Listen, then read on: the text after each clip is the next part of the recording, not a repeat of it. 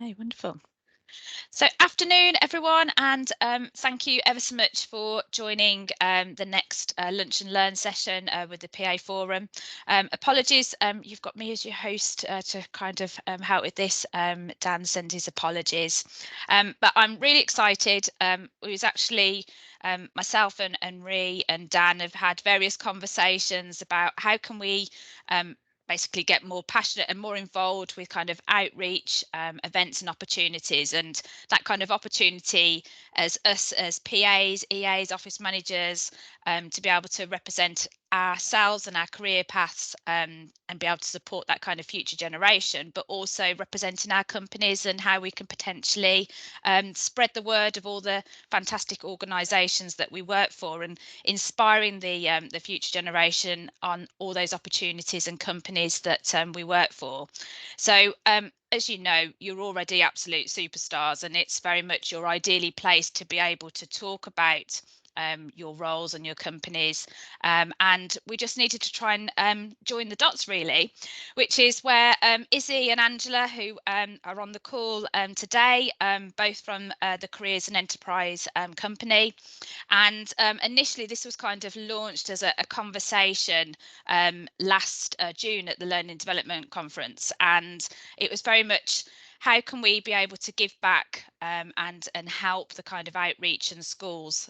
So it's fantastic that we've got Izzy and Angela, and Dan's been working really hard to kind of make sure that motivation and the opportunities.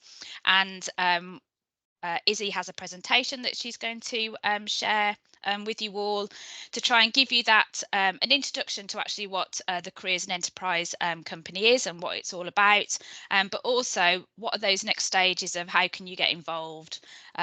So I'm not going to delay any further. I'm going to hand over to Izzy, and when we've finished the presentation, we'll stop the recording, and then we can cover any kind of Q&As and cover those at the end of the session. So thank you very much. Fabulous. Thank you so much, Sarah, for the warm intro. Maybe just very quickly, Angela and I could introduce ourselves so you can have a bit of a sense of who we are and our roles at the Careers and Enterprise Company. So hi, I'm Izzy. I'm a business partnerships manager here at the Careers and Enterprise Company. In a nutshell, I help connect employers, businesses across England into schools and colleges through our careers hubs, and we'll talk a little bit about what that means in practice. But I'll just hand over to my colleague Angela, who's joining us too. Hi, so I'm Angela Tellyn. So as Izzy, obviously work for the Careers and Enterprise Company. I'm the area manager for the West Midlands region. We've got 9 area managers who work up and down the country, and I'm kind of like there to support careers hubs, local careers hubs. So there's 8 in the West Midlands altogether, to deliver, or not to deliver actually, to help coordinate and facilitate delivery of careers education in schools. So they work with schools and colleges, other stakeholders and employers. And as Izzy says, you'll hear more about that as we go forward. Wonderful. Thanks, Angela. I think Sarah did such wonderful justice in explaining kind of what we're hoping you get out of today's Lunch and Learn. Just to say thank you so much for your curiosity, your interest and your passion around supporting the next generation into work and into their careers and inspiring them for their next best step. And I think Angela and I are going to today talk a little bit about who we are at the Careers and Enterprise Company, how we connect businesses and business volunteers with schools and colleges so you can inspire young people, and make sure that they're all set up and really informed about what they do next when they leave school. And before we dive in though, I have a couple of questions. We're a nice small group, so if people feel confident and happy to do so, feel free to take yourself off mute to share, but also let's take advantage of the chat function in Teams as well, because our bread and butter at the Careers Enterprise Company is all about careers education. And so my first question to you today is, what did you want to do when you were 15? So what was your dream job when you were 15? And what do you do now?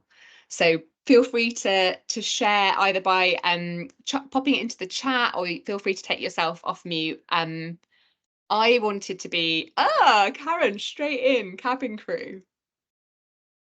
Thank you, Karen. Was that the travel? Was it the attraction of going on holiday? It was the travel. I did travel and tourism at college and everything, and had a couple of interviews at different places, and then it just never worked out. And yeah, my sister then ended up working for Emirates, and she was like, yeah, it's not what she expected either. It's she was there for 4 years. But yeah, it was probably, she ended up having to stop due to all the flying was making her health wasn't great with it, so she ended up having to stop. But yeah, back then it was more sort of looking like it was like the really luxury job to have, really, and sort of getting to see all the world, and a lot cheaper than just by going on holiday kind of thing. So but yeah, clearly it didn't work out because I'm here now. No, but it's like, it really, I feel like your story and your sister's story really shows how important it is, that kind of research and insights into like what it really is like and what those roles are like, in order to help you kind of make those informed decisions. Do you mind if I ask what you do now, just as a kind of comparison of kind of where you've got to with your career? What are you laughing at, Tracy? I'm laughing because Karen and I work together, and just tell them what job specifically you're working on today, Karen, just based on what you've just said. Honestly, that's why I'm laughing. I didn't even think about that yet. For the last 3 hours, I've been working on a travel pack, because I'm sending 10 guys from our sales team off to Tenerife on Thursday. So to say it hasn't fallen very far from the tree. Yeah, that's why I was laughing.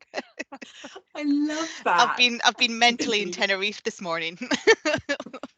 It is not a bad place to be. It's not. I've even got the sun out now too. But yeah, I've been in Tenerife mentally this morning for the last sort of 3 hours, getting a pack ready for the guys to head off on their sales incentive trip on Thursday for 4 days. So yeah, back to the question. I am an EA for Intercity Technology. So we've got a board of 9. I look after 4. 4/6 at the moment, and Tracy looks after the others. Yeah. A dynamic duo. Thank you both for sharing as well. Yeah. And I like that there's like a thread there. There's a connective thread. Tracy, only because you're not on mute, so I no, well, I took myself off mute because I thought I would share if you'd like me to. Oh, I'd love that. Thank you, Tracy. What did you cast your mind back? What were you no, I can cast my mind back, absolutely, and mine was nowhere near as glamorous as Karen's, but I didn't know what it was called, but I knew what I wanted to do. And I don't know if this is the coolest thing ever or the saddest thing ever, so take from it what you will. But yeah, I met the careers advisor, and back in the day you met them once for 15 minutes and that was literally all you got. And I said to her, I thought it was being a secretary because I didn't know what a personal assistant or an executive assistant, I didn't know that name. So I knew what I wanted to do. So when I left school, I went to college, I did some work experience. I worked with a really cool PA, who I thought was the most glamorous woman I'd ever met in my entire life. And it took me a while to get there. I became an office secretary for an engineering company. Then I moved to Intercity, believe it or not, 35 years ago in July. So I became a sort of junior PA, became a PA, then an EA, and now I'm senior EA. So yeah, lots of different changes through the company, but I knew what I wanted to do. And when I look back now, all those traits that I know great PAs have. You know, Karen and I are list makers, we're organised, everything's planned. You know, and I always say when you're a list maker, you do that in your personal life and you do it in your work life, everything, whether you digitally do it or manually do it, wherever. So, and I've always been really tidy. I think my mum would tell you that I organised my bedroom within an inch of its life when I was a kid. And I didn't know that was just part of my DNA. But certainly it stood me in good stead. So yeah, I actually did know what I wanted to do. And really passionate about it right from the beginning too. Yeah, I love that, Tracy, and that there's so much in your story that I love, but that you talk about those skills that are part of your DNA now and always were, but maybe just being able to know how they matched up to that dream career or careers or different roles that you can have and how you would use them. And yeah, we're all about helping young people identify those, develop those essential skills and be able to articulate how they can use them in different roles or careers that they're interested in. I also like that you touched on maybe your experience with your careers advisor at school, because my second that face tells I feel like says it all. I had a small dark room, 15 minutes it wasn't called year whatever it is now, 11 or 12. I started my senior school in year 1, so this was year 6 for me. I know that isn't a thing anymore, but when I was in that before I went to college, that was literally all I had, 15 minutes with this woman in a room. She didn't know who I was. She didn't know what I wanted to do. She didn't know what exams I was doing. She didn't know anything about me. 15 minutes is nowhere near enough, is it? And I think that's it's like you read my mind, because my second question was going to be, if you had to describe your experience of careers education when you were at school, what words would you use? Although I feel like that should be in polite terms, what words No, you might use. I I would think Tracy was say different times. You know, Mhm. back then, they didn't know what they know now about how important it is to set people up for the next stage and what have you. And I wasn't a confident person, and I wasn't doing all the top exams and stuff. So I don't really think that I was in the best place, and I certainly just got a different kind of, not a very good experience from it. But it was just, everybody was in the same boat. It wasn't that I got something different. Every one of my classmates got exactly the same thing. Mm. I think the only thing I would say that I know about myself, and I've always known this, is that when I decide to do something, I don't ever not do it. I don't ever let my foot off until I've done it. I'm my own worst and best, you know what I mean? My own worst enemy, but also my best supporter at the same time. I know that if I put my mind to something, whatever that might be, personal or professional, I know that I won't stop until I've smashed it, and proved a few people wrong probably along the way. So yeah. We love a bit of resilience and gumption, and I think that hopefully we can harness some of that passion you have, Tracy, for the ways of getting involved with the young people that we're going to explore a little bit today, but also make me think about some of those like skills and attributes that I guess we'd call kind of softer skills or essential skills, but they're so vital to the world of work, but they're not necessarily taught in a curriculum subject in school. And I know we've got a couple of other PA Forum members who are on the call, and if you wanted to share kind of what you wanted to be when you were 15 and where you are now, or any thoughts you have about kind of what careers education was like when you were at school, feel free to just keep popping things in the chat, because we can kind of keep an eye on that at the same time. What I might do now is share my screen. I'm going to try and not do death by PowerPoint slides, so you can hold me to that. Please do take yourself off mute, heckle me. There is no such thing as heckling. Feel free to kind of interrupt and ask any questions as we go through, or hold them and we can have some Q&A at the end, or pop them in the chat if you think you might kind of forget along the way, and we'll make sure we come back to them. But I'm just going to talk through what we're about at the Careers and Enterprise Company, and how you and the businesses and employers that you work for can get involved in this really vital work. So let me share my screen, and hopefully this is going to come up for you. Tracy, I can see your face on screen. Would you mind kind of nodding or letting me know if you can see this okay? Fabulous. Let me get it up on slideshow mode. Thank you for being my glamorous assistant. Wonderful. So, the Careers and Enterprise Company, we work with schools, colleges, employers across England to deliver a modern careers education, with the sole purpose of ensuring that every young person, no matter their background, where they come from, they can find their best next step, and whatever that might look like for them. So that's our mission. We were set up, just to give you a little bit of history, we were set up almost 10 years ago now, so back in 2015, by the government. We're funded by the Department for Education, and this is our purpose, this is our mission. We want to make sure that careers education is inspiring, it's relevant, it helps young people be set up for the world of work and the future of the world of work, and is really modern and world class. And we can't do that without bridging that gap between business and employers and the education system. So we really bring together those partners from both of those spaces. And that's what we're going to talk a little bit about today. So I've mentioned our mission. I'm going to talk a little bit about the how. So we work with schools, special schools, colleges, training providers, and employers to deliver that high impact careers education.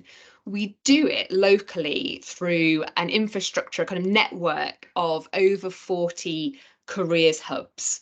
I'll talk to you a little bit about what they are, because they're not bricks and mortar. It's a slightly different thing, but We also work nationally to deliver training to careers leaders in schools, to be the standard bearers of what high quality careers education looks like, do that quality assurance piece, and also just provide lots of rich data to our partners, so to schools and colleges, but also to employers, to help them know that they're making an impact and the careers outreach that they're delivering is doing what we need it to do for young people. We have the scale and the reach now. So as I said, we've been going for almost 10 years, and over 94% of schools and colleges are working with us locally in one of those careers hubs.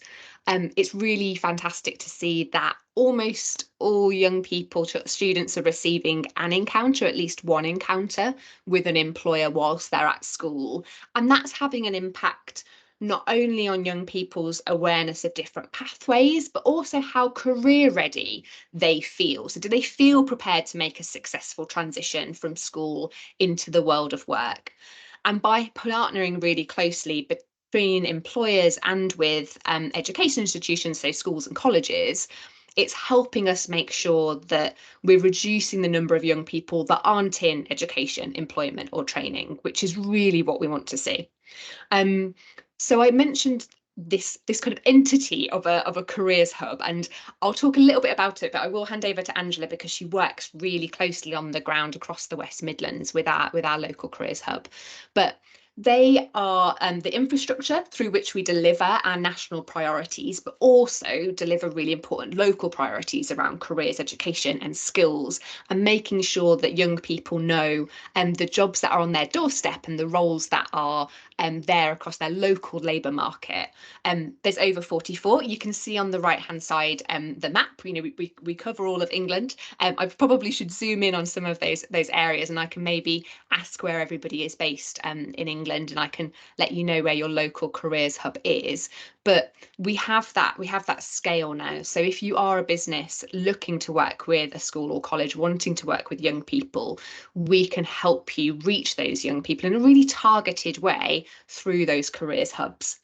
They're hosted by local economic or education bodies, so a body that has a remit in those places. So it might be a combined authority, a local authority. Used to be local enterprise partnerships, but they're on their kind of way out now. So it's mostly combined authorities and local authorities.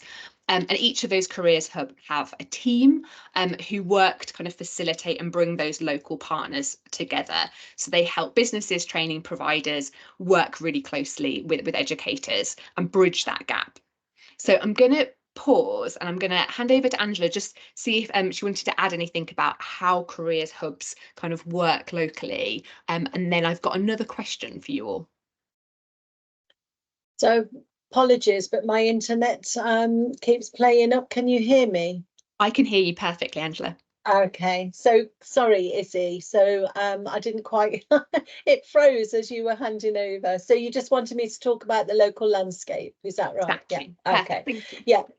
So so we've got 8 careers hubs actually functioning in the West Midlands, and we cover Worcestershire, the Marches, obviously Telford and Wrekin, Shropshire and Herefordshire. We've now, because as Izzy was saying, that we used to work through local enterprise partnerships, but now we're working more with combined authorities. We've now got a careers hub in the West Midlands Combined Authority, so that covers areas like all of the Black Country, local authorities, Birmingham, Solihull and Coventry, and we've got a brand new careers hub in Warwickshire. We also, in the West Midlands, we work with Stoke and Staffordshire. So we're working with around 500 plus secondary schools and colleges at the moment. And all of those schools and colleges have got the support of what we call an enterprise coordinator. So that coordinator will be the first point of contact for the schools, any kind of key providers within the careers education space, and also employers that they've connected up to that school. Each careers hub, as you can see on here, has a cornerstone employer network, and that cornerstone employer network, circa between 5 and 12 key employers who work at a very strategic and influencing level to help support where there's some gaps within the local schools with regards to making sure all of young people are receiving the support that they need through their careers education. Wonderful. Thanks so much, Angela, for kind of adding that that West Midlands flavour and particular perspective. I've got another question for everybody on the call, which I think hopefully links a little bit to kind of why you've come and joined the Lunch and Learn today, and why this area really matters to you, so why careers education really matters to you. So I've got two questions. My first one is Angela and I are interested to know whether you yourselves or your business and the employer that you work for currently engage with schools and young people, and if you happen to know what that might look like. So it'd be really interesting to hear if there's any ways you currently engage and what that is.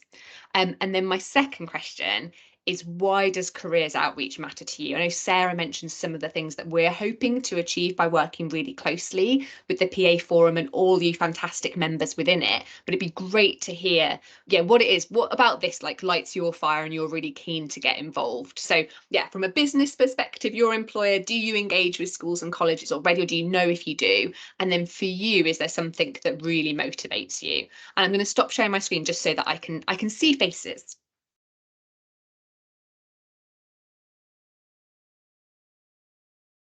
I don't mind going first if that helps. Oh, sorry, Victoria, you go on. No, I was just going to say, for me, my employer, whether or not they currently engage with schools, I think the answer is yes, but there's different elements to our business. There's different sort of businesses within the business, and so I think some of them may, and others don't. But in the division that I work in, we've got a new CEO that took over this year, and when she came to introduce herself to us, employees are really important to her, and obviously getting apprentices on board and the younger school leavers to come on board is important. And she was actually asking for help with that. How do we grow that? So I know that's something that our current CEO is actually looking into and interested in. And I'm aware of career fairs that happen. So sometimes I see parts of our company maybe attending some, but it's a bit of a grey area, I guess. So it's been on my mind, and what can I do to help in that way, because I've got children at school as well. So and obviously I'm interested in making sure, what are these careers fairs about? Can we work at a company that I can help encourage to attend these things? So for me, it's an interest to see what I can feed back and see if I can help connect, and see if it makes a change, makes the improvements that are needed, really. Yeah, wonderful. Thank you, Victoria, so much for sharing that. And I think my brain has fired in a few different ways that I think that we can help you share some potential ideas back to your CEO or kind of internally about how you can make a real impact, especially around that apprenticeship or like vocational pathways and the routes there, because more young people, we have something that is called the Future Skills Questionnaire. So we ask young people for their views on how confident they feel, how career ready they feel, lots of questions there that we capture in that data, and it does show that they're far more aware than they used to be at year 11 about apprenticeships, technical education, all those different pathways, but they don't feel very confident in this. They're kind of making a successful application. So it's like they know it's out there, but they don't feel as confident with like actually how to apply. So this is the kind of data and the insights we have at a national level, which maybe we can kind of pick up and possibly share, and some approaches that work, and just the vital role that businesses play in helping close that gap for young people. Yeah, just to add as well, out of I think 2 of my children who've attended a careers fair at school, they've never really come away feeling like, oh, that was wonderful, they got out of it what they probably expected to or should have done. But obviously I know there's careers fairs that take place outside of schools as well, and whilst I've been trying to encourage one of my sons to go to that, I think he's a little apprehensive, and again, because if it doesn't work well at school, it makes you reluctant to try again as well. So I think getting in at the school level is really important, more than otherwise you're not going to be attracted to go to another one elsewhere. Yeah, could not agree more. And it's like trying to make sure that those types of encounters, like a careers fair, are embedded in like a broader careers education. So you kind of feel like your young person feels prepared to go and to ask questions, and they know how it fits in and what they do next. So yeah, I feel like we could yeah, there's lots to kind of unpick there, even just on the topic of careers fairs and how kind of effective and impactful they are. I know that there's a couple of people have added in the chat as well about their career path journey. So thank you so much for sharing that. Has anybody kind of got thoughts about maybe how their current employer does engage with schools or colleges at the moment, or why they're really kind of passionate about helping young people think about where they go next? I do. Oh, go on, Julie. So we're an IT company. We've got some STEM ambassadors that regularly go into schools. We also recently, I asked my people director if she would go into a secondary school that was local to me, and she did a talk on HR people and how to start a career in that side of the business, because I don't think a lot of people don't get to hear about business support roles. So she did a talk to their sixth formers, which went down really, really well. So yeah, we try and do as much as we can, but I think a lot of the time you don't hear about it. That happened because I know one of the ladies who runs the sixth form, and she reached out and said, could anybody help? But I think sometimes you don't hear when people need you to go into the schools, whereas I think if you did, more people would put their hands up to go and offer to help. I think it's really important that, back in my day, well, you just didn't get anything like that. You didn't have people coming into the school. You didn't have anybody talking to you. You made your own path in a way. And I think the problem is nowadays, especially in the business support function, there are so many avenues you can take.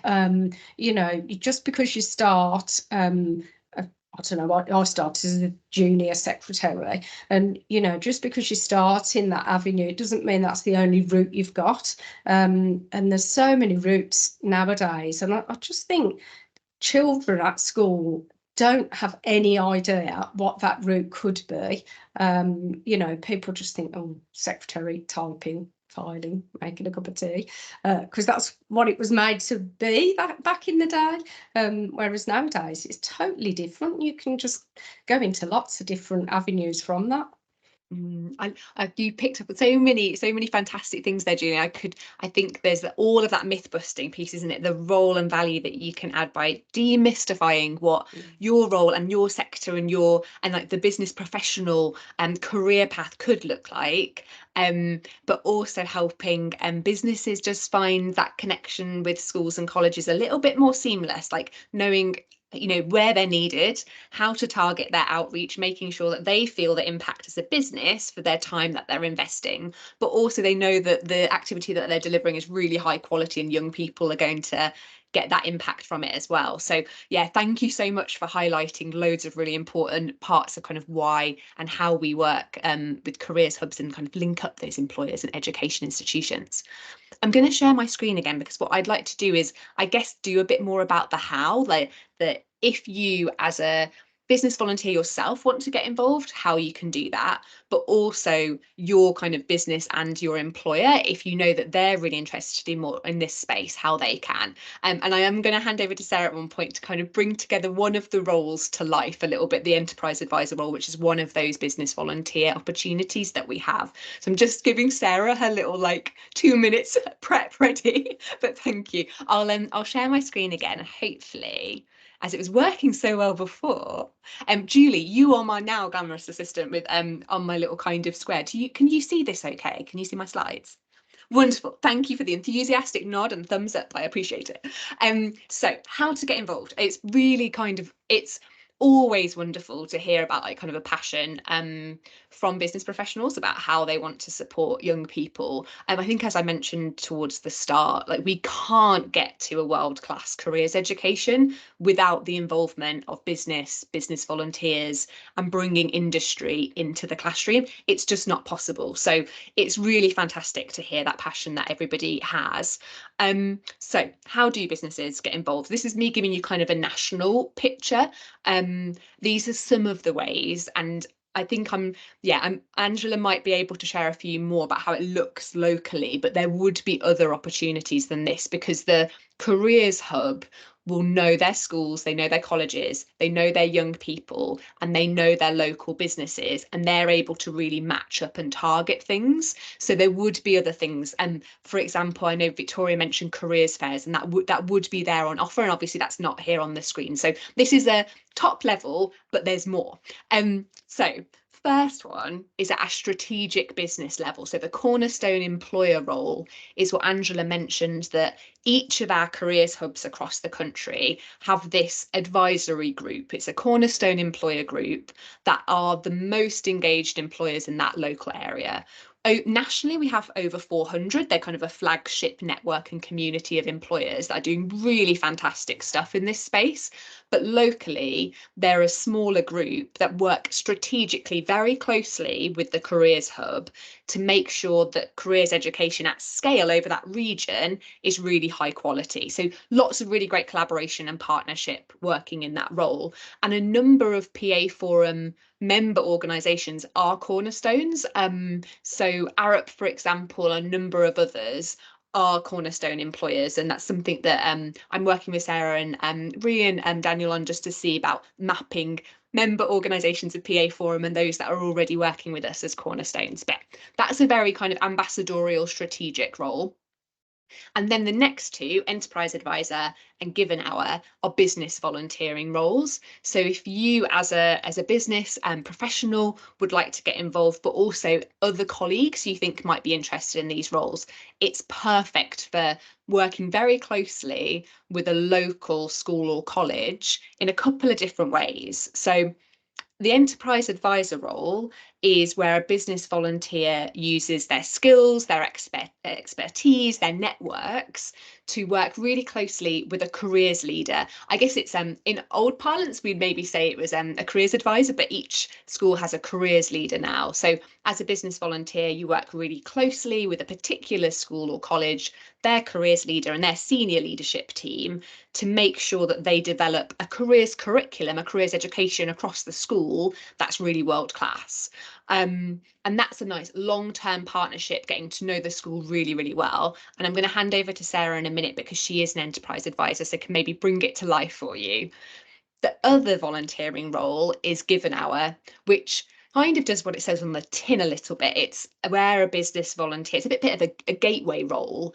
It's where you as a volunteer go into a school to work directly with young people and give up maybe an hour, a little bit more than an hour, to deliver careers outreach directly to a cohort of young people. Now that can look very different what you do in an hour. There's loads of things you can do in an hour. It could be CV interview prep. It could be talking about your role and your career path and demystifying, myth busting those things that Julie kind of pulled up. It could be that what you do in an hour.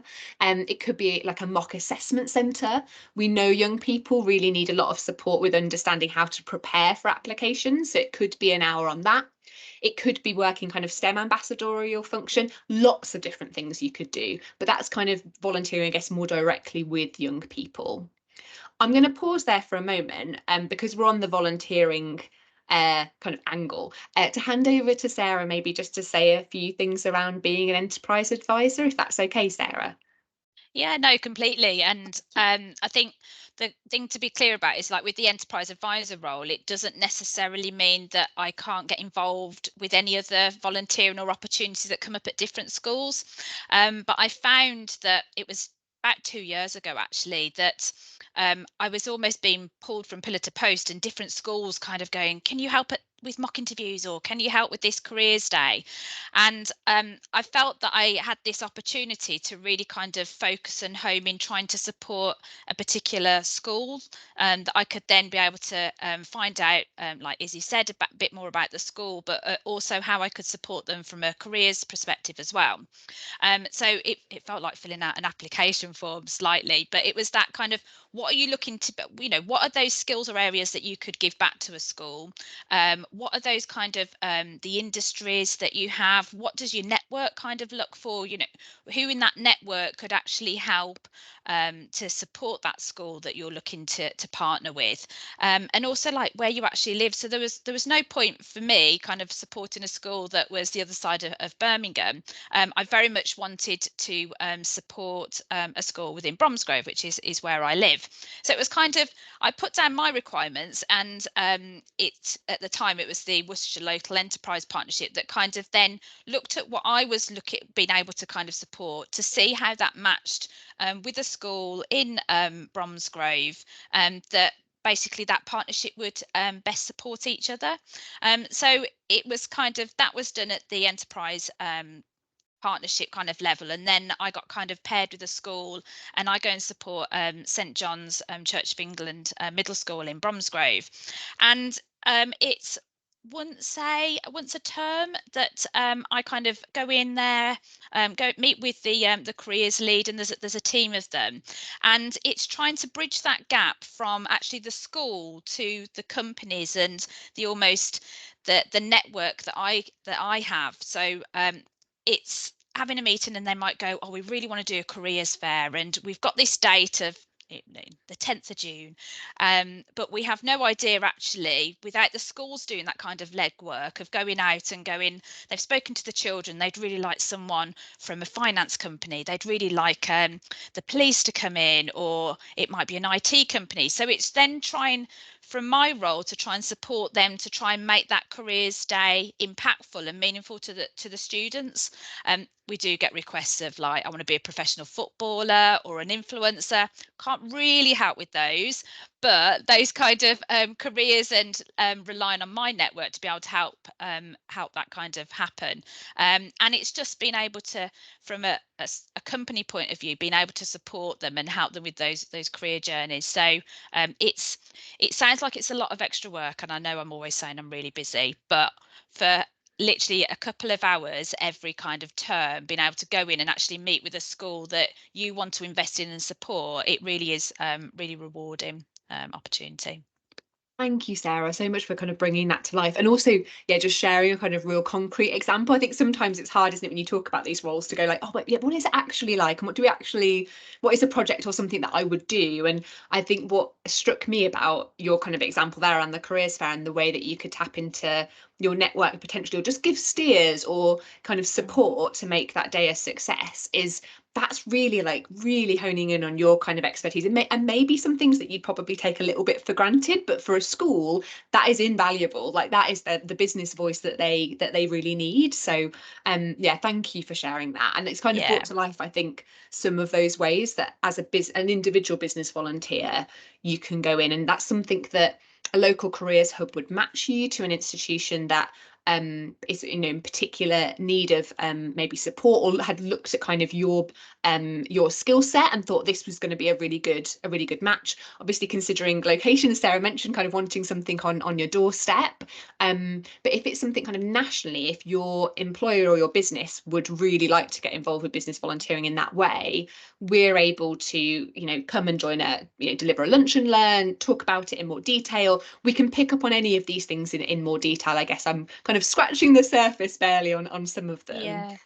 And I think just to add, like with the schools, it's like we know how stretched they are from resources point of view, and they're trying to kind of make sure that the schools are covering everything they need to as part of the curriculum. And the last thing they need to be doing is kind of trying to go out to all those local businesses and building up that network of like, could you come and talk to our students about a careers fair? And that's where the enterprise advisor can try and help make those connections and do some of that legwork for them, because they really are busy enough anyway, the kind of day-to-day school kind of days. Yeah, you're so right, Sarah. And it's kind of like brokering and tapping into your kind of professional networks and maybe helping fill some gaps that they have. And a couple of the other ways of getting involved on just this slide here kind of shows that maybe as a result of those networks that you might be able to support a school to develop, is that they could then be able to work with businesses who are opening their doors either to teachers and educators or to young people, and really start to create a rich careers education. So on here we've got a couple of the programs that we deliver nationally through our careers hubs. One is where businesses or employers might open their doors for careers leaders and subject specialists. So actually bringing teachers into your workplace so that they understand the range of pathways available, the careers and roles available for their young people, but also so they can make closer links between their curriculum area, their subject specialism, and the world of work. So making sure that kind of they're bringing maths or business or whatever subject it might be to life, and making it really relevant in terms of skills and knowledge areas that young people need when they're using that in the workplace. So we've Teachers Encounters are now into like their second year. It's relatively new, but we're finding that it's having a huge impact on teachers who are, I guess, influencers of young people, really key influencers of young people, but also businesses who are bringing in that workforce and able to kind of, I guess, broaden their impact because they're working with multiple teachers who then work with lots and lots of young people and classes. And then the final one on here, workplace experiences.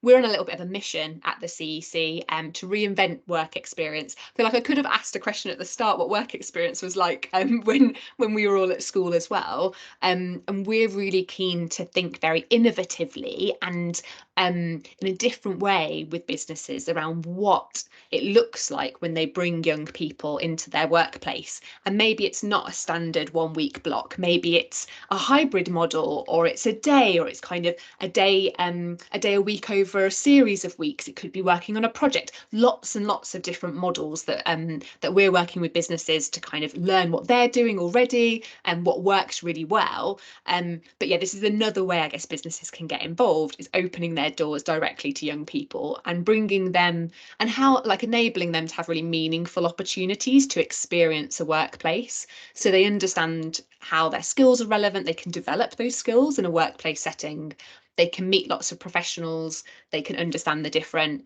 routes, pathways, roles available for them. And those experiences might differ as they go through school, but we want them to feel inspired, and we want them to feel they have an opportunity to apply what they've learned in a workplace setting. So they're as career ready as possible for when they leave school and college. And then finally, I will pause again for breath. I feel like I've thrown a lot of information at you all on this slide, but what underpins all of this outreach is something called the Employer Standards for Careers Education.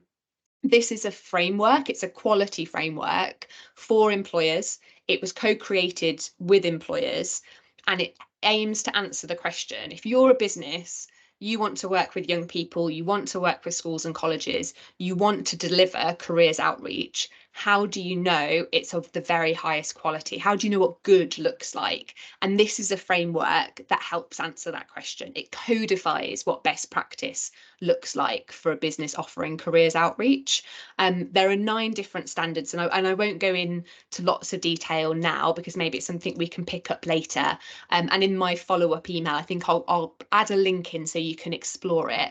But I think going back to feel like there was a couple of questions kind of at the start about maybe how you can support senior leaders in your business to kind of know how they can make the biggest impact if they want to do careers education outreach, or they want to think about diversifying their talent pipelines, they want to bring in new applications for apprenticeships. They really want to think about how they work with young people strategically. This framework helps them to do that. So it could be something you take away and talk about internally with your kind of colleagues at your business or your employer. It's a framework that kind of gives you those standards, but it's also a free online self-assessment tool. So it's almost kind of a free bit of consultancy, takes around 25 minutes to complete, and you get kind of real results, real-time results back, where you're at against all of those standards, and then recommendations of where you could go next with some real good actionable resources, things to take away and learn from other best practice. So I'll pop a link in to kind of the follow-up, and maybe we could have a session later on in the kind of, I guess, later on in the year possibly to dive into this a little bit more. But if you are working at an employer that already offers some form of careers outreach, this is a really good way for them to reflect on, is it giving them a return on investment? Is it seeing the impact that you want with young people? So I'm going to pause there. I think my final slide, I think, is really about kind of next steps and things that we can look at. But I might open to questions first, and then we could probably wrap up our lunch and learn with the next steps bit. So I'll stop sharing my screen and see if there's any questions in the virtual room or questions in the chat as well. Shall I just stop the recording now, Izzy? But yes, thanks, really Sarah. appreciate all of that. That was really useful, and I know that people watching back are going to be like really empowered by this, as well as all the people that are on the course. So thank you very much for that. You're so welcome. And I just add